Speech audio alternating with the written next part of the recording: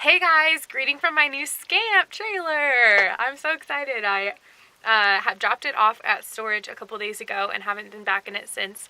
And now I'm going to redo the cabinets. That's what they're called. I'm going to redo the cabinets. So I came out here to grab the cabinets and I'm going to go ahead and film some footage because it's a nice sunny day. Okay, so one of the first modifications I'm making to this camper is I'm going to cover the cabinets. Currently they are, in really good shape, but I just am not crazy about the color. The problem is, though, I don't want them to be stuck with whatever I do, because in the future, if I want to sell this or change it, I want to have that flexibility. So I'll show you the solution I came up with for that. But this is what they look like right now. They're really clean. They look really nice. And we're going to see, hopefully, I make them look even better. So I'm going to try to cover all of these with the vinyl paper that I bought. Okay, so I'm going to talk you through the process. The first thing you need to do is put your cabinet on top of whatever contact paper you have, and you're going to make a rough cut around the outside so that you have about an inch or an inch and a half all the way around. Then you're going to peel back half of the cover, whatever the cover is on the back. Just peel it back halfway, and then you're going to line up your cabinet in the middle of that.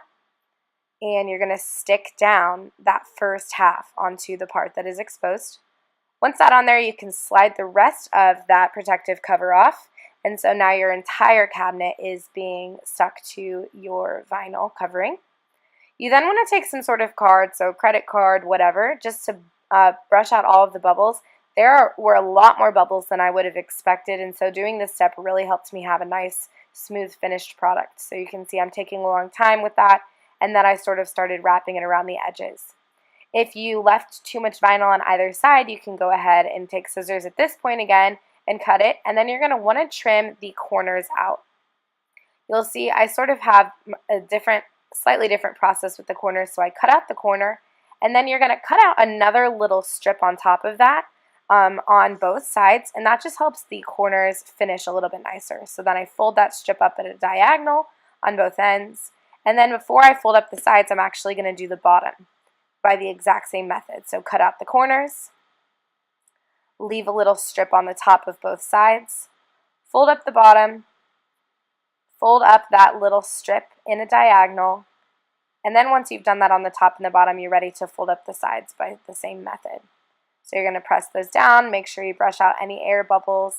That's how you're going to get the tightest fit and the nicest looking cabinets. So you can see I spend a lot of time going over it, just making sure everything is adhered to that cabinet, and then I go through and show you the corners. Ended up looking pretty nice. But the corners are definitely the hardest parts. Once you have that on, you can go ahead and put your hardware back on. So I just used the same hardware that was on it previously. I actually like how it matches the new cabinets better than how it matched the old cabinets. And there was no issue putting screws or anything through that adhesive. You just want to make sure that it doesn't slide or sort of twist around in any way. So here's sort of a look at all of the cabinets that I made. Altogether, it took me about 2 hours to make them all, but I was very, very detail oriented. And then they're ready to put back wherever you put them. So mine went back in my camper, or you could put them in the kitchen or on whatever you were recovering. Here are some pictures of the final products in my camper. I think they turned out really awesome, and I hope that this tutorial might help you with your future project.